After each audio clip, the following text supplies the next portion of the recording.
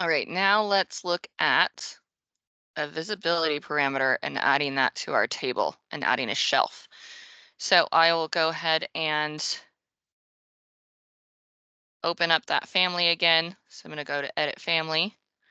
All right, we already have all these lovely parameters applied and all these reference planes, but again, very important that we're not attaching to another model element. So for this, I'm actually going to hide these table legs, and I know that I am going to do the inside of the table legs around it. Okay, so this is kind of the perimeter that I'm going to build around.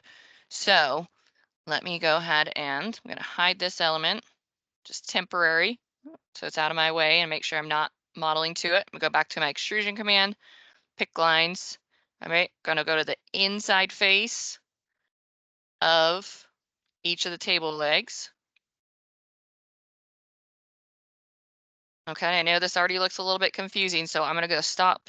I'm going to stop that here, and I'm going to trim this one corner so we can start to see what that profile looks like. So I'm going to trim here to here, here to here.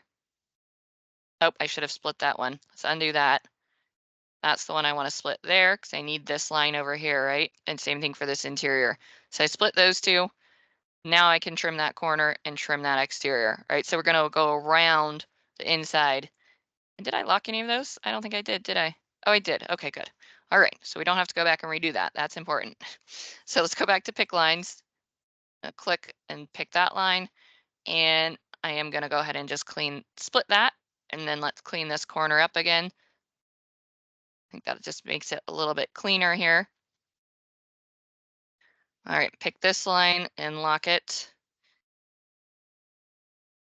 And then this one and this one. All right, so I want to split that inside line and then use my trim. All right, all the way around. All right, there you go. So now I'm going to go ahead and finish that. And I have my shelf. So I can bring those legs back. And let's go into that elevation view. My shelf is just on the bottom here. Let's minimize a bunch of these views. Pull up that 3D plan next to us so we can see it too. All right, so I need to put in a reference plane for this.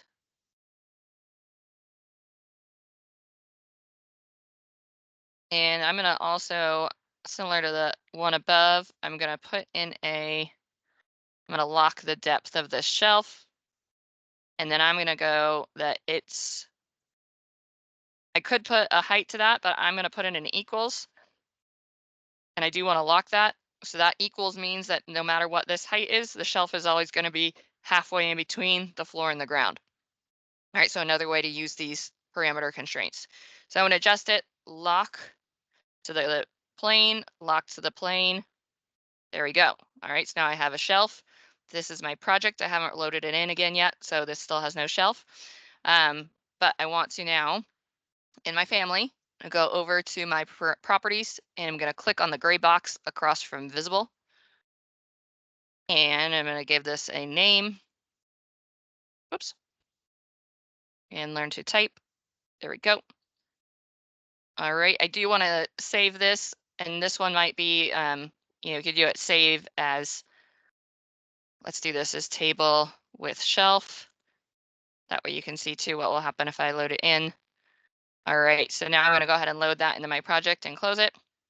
Nothing to overwrite, right? Because this is table number 1, and now we have table with shelf. So we have different tables now. Also, let's do a 3D view. I hid things in there, so let's duplicate that.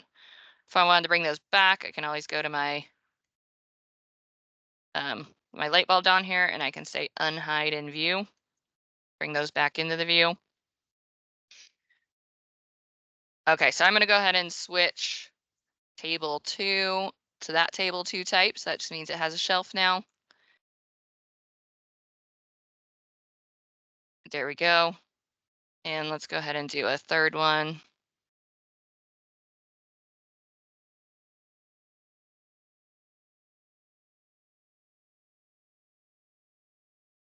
Okay, and That was in the table without the shelf. I wanted to do it with the shelf.